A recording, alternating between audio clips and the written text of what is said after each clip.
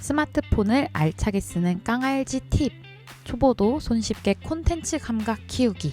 그 첫 번째, 촬영과 톤 보정입니다. 안녕하세요. 리버야지트의 깡알지입니다. 요즘 정말 많은 분들이 자기 자신을 브랜딩하고 콘텐츠화하고 계시는데요. 동시에 우리는 이러한 콘텐츠를 소비도 하고 있는 입장으로서 여러분, 아무래도 보기도 좋은 떡이 먹기도 좋다고 딱 보기에 보고 싶은 콘텐츠여야 되지 않을까요? 그 시작이 바로 제대로 된 소재를 마련하고 시작하는 것입니다. 해서 오늘은 촬영에 대한 간단한 팁과 톤 보정을 하는 어플을 소개해드리려 해요. 먼저 촬영에 대한 설명입니다.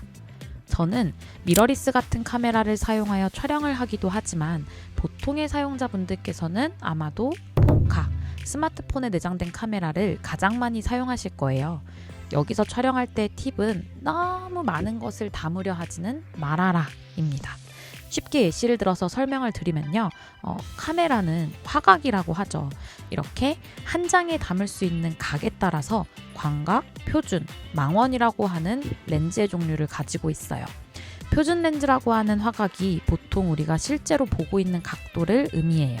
그래서 지금 이렇게 카메라를 실행했을 때 1배줌이라고 보이는 이런 각을 보통 표준 렌즈 각 정도라고 생각해 주시면 될 것 같아요. 광각은 이보다 더 넓은 각을 한 화면에 담는 거예요.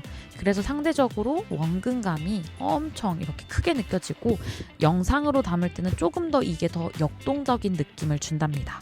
따라서 액션캠 등을 사용해서 움직임을 담거나 광활한 풍경들을 담을 때에는 광각으로 촬영을 많이 하고 있어요. 망원은요, 표준보다 좀 더 이렇게 가깝게 확대를 한 느낌을 의미하는 거예요. 그래서 각의 왜곡이 조금 더 최소화되었어요. 그렇기 때문에 멀리서 찍어도 줌을 쫙 당긴 것처럼 가까운 거리에서 촬영한 듯한 느낌을 줍니다. 그래서 한 장에 담을 수 있는 이런 피사체의 범위가 조금 적어요. 그렇기 때문에 상대적으로 원근감도 많이 떨어지고 그로 인해서 정적인 느낌도 주기 때문에 야외에서 인물만을 뭔가 집중해서 담을 때나 어떤 제품, 사진 이런 것처럼 이렇게 특정 피사체만을 집중해서 촬영을 하고 싶을 때 사용을 하는 것이 좋습니다.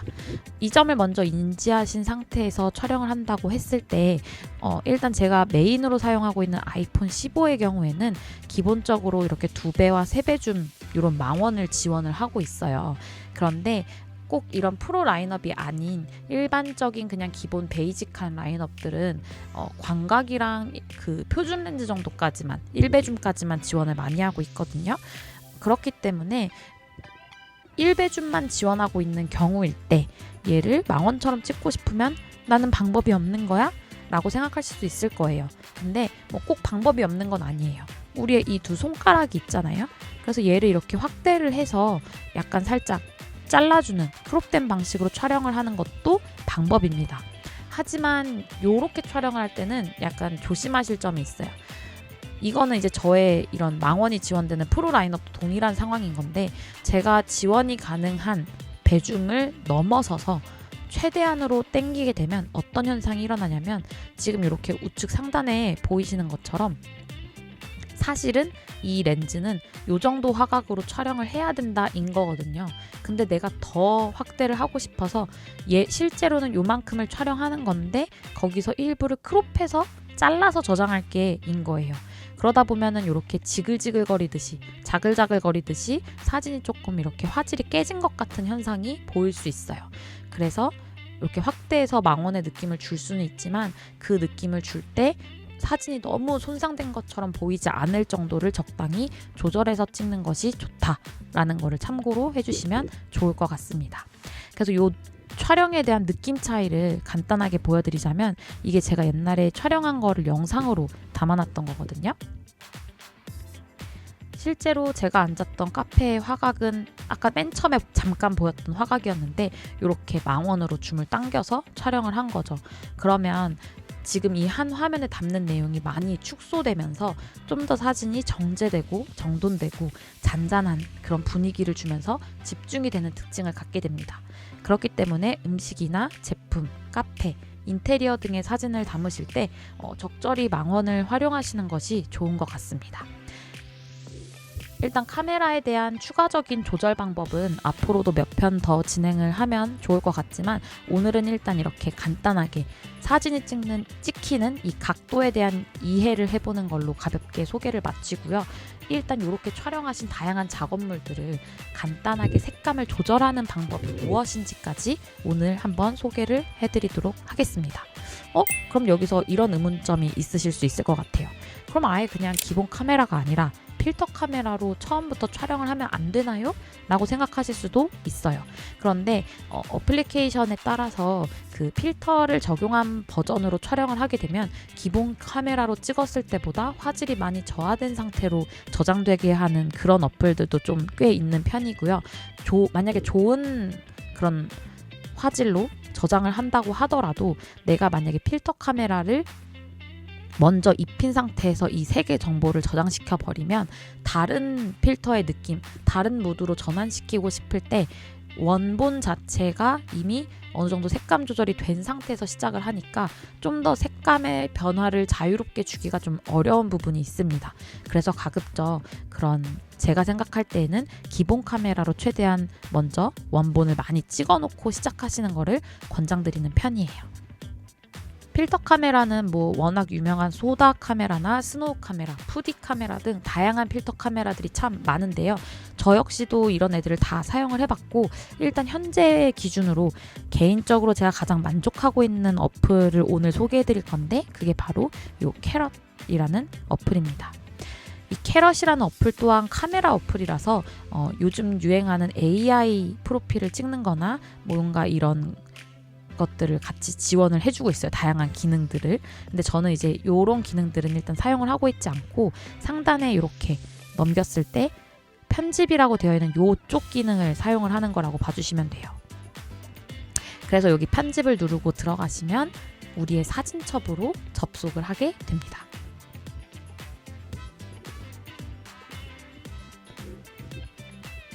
자, 이렇게 카메라 앨범으로 연결이 되었을 때 여기서 필터를 적용하고자 하는 사진을 먼저 선택을 해주시면 됩니다. 저는 일단 요거를 한번 선택을 해보았어요. 그러면 색감 필터라고 되어 있는 부분이 있어요. 요거를 누르시면 아마 아무것도 이 필터를 기능을 사용해보지 않았던 분들, 이 어플을 처음 사용하시는 분들은 밑에가 비어 있을 거예요. 아무 일도 일어나지 않을 건데요. 지금 저 같은 경우는 여러 필터를 추가해놨기 때문에 이런 식으로 필터가 뜨고 있습니다. 그래서 기본적으로 처음 필터를 적용할 때에는 여기 좌측에 돋보기 버튼을 눌러주시면 필터로 접속이 됩니다. 그래서 프리미엄 필터와 무료 필터로 나눠져 있는데요. 무료에 있는 필터도 정말 괜찮은 것들이 많아서 저는 지금 무료 필터로만 주로 편집을 하고 있어요. 그래서 여기서 이렇게 보시면서 마음에 드는 필터를 하나 선택하고 들어가 보시면 돼요. 예를 들어서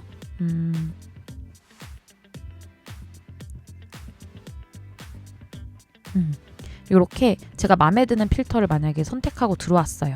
그러면 비포와 애프터를 예시컷으로 보여줍니다. 그럼 이걸 보면서 이렇게 애프터로 한 방에 바뀐다고? 나 요 느낌 마음에 드는 것 같아. 그러면은 여기에 무료 필터 사용하기를 눌러주시면 되는 거예요. 이렇게 누르면 카메라에 필터가 추가됐어요 라고 뜹니다.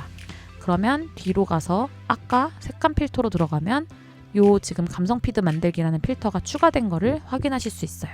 과거에 제가 추가했던 다양한 필터들이 있기 때문에 이렇게 그냥 가볍게 터치를 하면서 필터를 쉽게 전환을 할 수도 있습니다.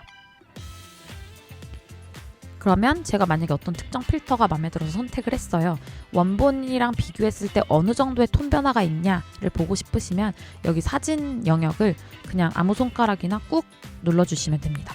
그럼 누르고 있는 동안에는 원본의 색감이 나오고 떼주면 필터가 적용된 색감이 나와요. 그리고 여기 하단에 요걸 움직여줌으로써 이 필터가 적용되는 세기도 적정한 수준으로 조절을 해줄 수가 있어요. 그래서 이렇게 원본과 비교해 보면서 가장 잘 어울리는, 그러니까 색감의 변형이 너무 크게 일어나는 건 사실 저는 좋지 않은 것 같거든요. 재색을 좀 표현해 주면서 그걸 표현하는 과정에서 무드도 충분히 살아나는 느낌으로 색감을 잡아주는 게 사실 제일 좋은 것 같아요. 그래서 그런 느낌을 찾은 다음에 잡아줬다 생각이 들면 이렇게 바깥 영역 한번 눌러주고 다음을 누른 다음에 저장. 그래서 사진 저장하기를 눌러주시면 저장이 됩니다. 그리고 뒤로 가서 닫기를 누르면 아까 제가 이렇게 스크롤을 해서 왔던 위치로 다시 돌아오도록 되어 있어요. 이게 제가 사실 좀 이 어플을 좋아하는 이유 중에 하나인 거거든요. 이 어플의 장점으로 보는 건데 보통 우리가 이렇게 필터를 적용해서 사진을 색감 보정을 할 때에는 딱 한 장만 하고 끝나지 않는단 말이죠. 그 당시에 찍었던 여러 컷들을 비슷한 무드로 한 번에 편집을 많이 하게 되는데 보통의 필터 앱들을 사용하다 보면 사진을 만약에 제가 이렇게 수정을 하고 새로 다시 사진첩을 들어왔을 때 가장 최근 사진으로 돌아가서 다시 이렇게 스크롤을 내려와야 되는 경우가 있어요.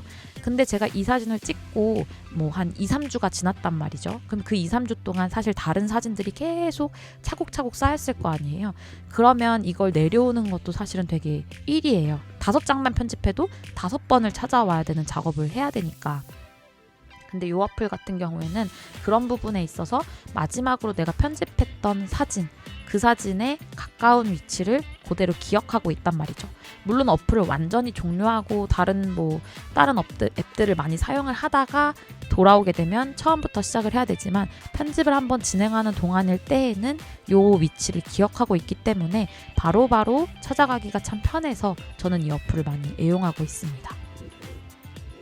그래서 제가 오늘은 이렇게 일단 사진을 촬영하는 거 간단한 팁과 물론 사진을 잘 찍는 것에는 여러 가지 팁이 있는데 일단 오늘은 화각을 이용해서 좀 찍어보는 그런 팁을 소개를 간단하게 해드렸고 그거를 활용을 해서 우리가 좋은 소재들을 많이 쌓은 다음에 얘네들을 이렇게 한 번에 쉽게 필터 카메라로 보정하는 방법까지 설명을 드렸습니다. 다음번 영상에서는 포토샵을 사용하지 않고도 느낌 있고 감각적인 썸네일을 만드는 어플을 소개해드리려고 해요. 간단하게 한번 살짝 보여드리자면 제가 지금 블로그도 운영을 하고 있는데요. 저의 블로그로 들어오게 되면 이렇게 최근에 제가 이런 느낌으로 썸네일을 만들고 있어요.